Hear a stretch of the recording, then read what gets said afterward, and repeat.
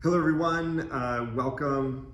Alan James again at Gyld. We were going to do another video diving into our next iterations of the Gaussian dice. Last time we talked about our sort of first redundant side model, and this time we're going to dive into our next couple executions, which were, as we realized that this was going to be pretty complicated, but before we were anywhere near a good solution. The first move when we realized this was going to be pretty complicated was to essentially a trial and error method of producing prototypes, and is a bit of a combination of our redundant side model along with we were sort of working toward this idea that the more surface area each result had, the more likelihood it had to land on that. Seems logical. So we were trying to, back our way into, okay, if there's three sides with a 7 on it and they're all a little bigger, they're going to land more likely than if there's only one side with an 8 on it and it's, that kind of thing. Yeah, there's a problem about getting the polyhedral to be like a real shape. You don't have unlimited freedom with what size you make each face. So there's a bit of a combination of, we know this face needs to be bigger, but if we make it too big, then the other side collapses, so maybe we break it into some more faces and make those redundant. Gordy put together some diagrams that we thought would work. We printed out a 3D model of it and roll tested it, and did that a few times. I think there was a couple iterations of these trial and error. There's a shot in the pitch video, you can see there's a whole bunch of them laid out on the table. A number of iterations of those. Our good friend Brad Stark did all the 3D printing for us, even on our current prototypes, so shout out to Brad. And then we started saying, like, okay, this is gonna take a lifetime. We haven't even gotten to 2D4 yet. Maybe there's a physics engine or some math that can help us out. So this is where we realized we were gonna need help from science to get this done. Physics engine, we talked to some software programmers and they're like, yeah, this is a thing we can do. But it's going to take a lot of programming. Yeah, so we were just working on this, and there was a week or so where we were diligently we just Googling and asking friends that know math, like, how do you take, if we have the measurements of the sides we want, again, operating on the assumption that surface area would yield the correct results. Spoiler alert, it doesn't. Get into that in a minute. But we're working on that assumption, and so we were just also assuming that math would handle this. If we had the measurements of all the faces we wanted, that there would be an equation or a formula of some kind that would spit out what the interior angles had to be to create this polyhedral. There would be some math that we could pop in that would help spit that out. There's not. There's no math for that. This is where we were like, 3D is going to be too much. So we said, okay, well, what if we do it in 2D? Moved on to sort of what we're calling our barrel concept. That seemed a lot more manageable. If we took the same principle behind like a crystal D4 and we applied it to this, then what we could do is just draw some sort of polygon with the correct ratio sides of shapes. So we thought if we make, if we want for 2D4, 2 of the sides have to come up 6.25% of the time, we'll just make 2 of the sides 6.25% of the perimeter. So again, strangely enough, there's no math for this. It makes a lot of intuitive sense. If you had a number of toothpicks on your desk that were the appropriate lengths, you could obviously smoosh them together and arrange them into a regular convex sort of polygon. Maybe take a protractor and measure it, but there isn't like a formula or an equation, because presumably I don't know why. There's multiple solutions. Well, I think for the circle specifically, you think, oh, that's really easy in 2D because we know there are 360 degrees in a circle. we just take the percentage of that, and so this side needs to be this many degrees, right? Yeah, And that's 6.25% of the circle, easy. Yeah. But the problem is that circles have... Yeah, if you try and work it out by degrees, I mean, there's infinite side lengths along that wedge of degrees. Again, math people are shaking their heads. We're clearly not math people. Not math people. It took us, a little paper and pencil to work that one out. This circle could be long that big. Yeah. And then that's 6.25%. Because we're trying to take some math and turn it into like a real object, and it just all falls apart here. So this was our first bit of programming, was to solve this problem. We thought we found a solution that if you're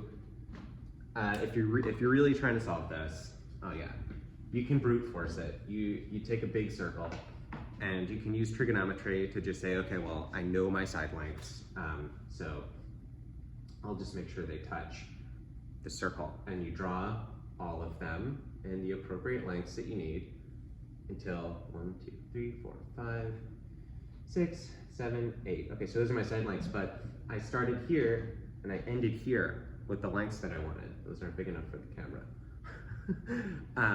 It didn't make it all the way around the circle. So we'll make the radius of the circle ever so slightly smaller and just do it again. And you do that until your sides meet. So our first program was a program that would take side lengths, draw them around a circle, and if they didn't touch, make the circle smaller, and just do that thousands and thousands of times until these 2 points were the same. Then we could take that shape that we calculated and extrude it into a barrel, point off the ends like a crystal D4, and we 3D printed that. Yes, voila, this is gonna work. Yeah, roll tested it. It doesn't work at all. Doesn't work. It's not right.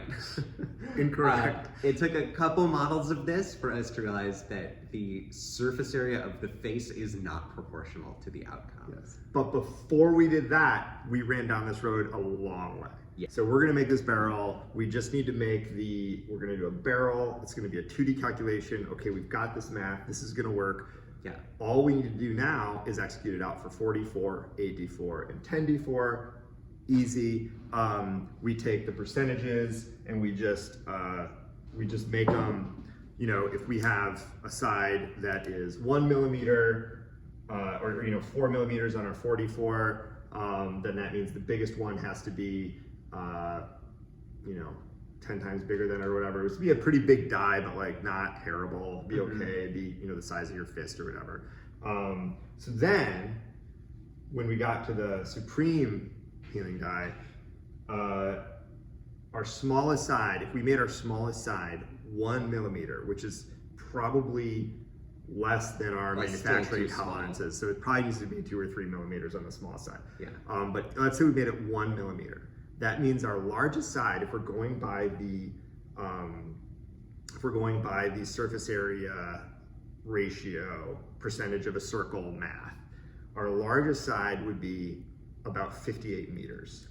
Yeah, and that's only one of the sides. The next largest side, so many meters. For context, yeah, this is where we get a die about the size of Michigan Stadium.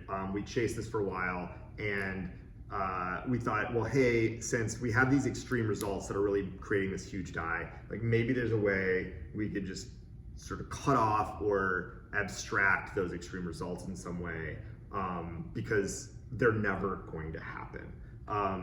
You have a 1 in a million-ish chance of rolling an extreme on one of the extremes on the supreme healing die, and then we backed that up, so we took everything, I think it was everything that had less than a 1% chance of occurrence. And we moved it sort of to the ends of a die. So you'd have a barrel die like this, that instead of a crystalline end had sort of like a golf ball-y end looking thing. You could still technically roll the extreme results. They were possible, but there was no relationship to each other. They would probably all occur in equal amounts below the 0.1% line once or in a whatever. lifetime it was going to land on the end anyway. Yeah. So we felt that sort of satisfied this idea that there was like we didn't want to make a die that it was impossible to roll the extremes. We want to be able to win the lottery even if you know you never will, right? Yeah. And so otherwise it's not fun to play if there's no chance. So we wanted it to be possible, but like we felt, okay, well, if we move these to the ends, we're rounding off. And then figured out it doesn't matter because all of this surface area model is just completely wrong anyway. Well, the bad news is we had to start again. The good news is it was producing far more of an extreme curve than what we wanted. So likely the sizes of the faces were going to get bigger, closer together. So at this point, we were a little lost. Went back to the drawing board, took as many measurements off of our prototypes as we possibly could, and then just started comparing them to our roll test results. Like, do any of these correlate? Like, what about the geometry of the die is influencing the results? And so starting with the 2D4, what we eventually found was it looked like there was a relationship between the surface area and the results. It was just way more extreme than we wanted it to be, until we took the cubic root of the surface area. And the relationship between the cubic root of the surface area of each face appeared to be what was appeared to be the strongest factor influencing the results of the die. So we made some more prototypes based on this cubic root concept. And the 2D4, which was our first prototype, was great. We rolled it 7,500 times, and it is it's right there. It's right on track. It's right on curve. No statistically significant difference from expectations. So we thought, great, perfect. We'll do the next one. So we do 44. And that fails the roll test. Yeah. That one doesn't stack up. So it's not the cubic root of the surface area. So all this leads us to what will eventually be our final iteration, and we finally find some math to help us out and some research that's been done, finally barking up the right tree, and we will get into that in the next video. Thank you all so much, and we'll dive back in again later. Links to some other videos and stuff in the description, and yeah, see you again soon. Thanks a lot.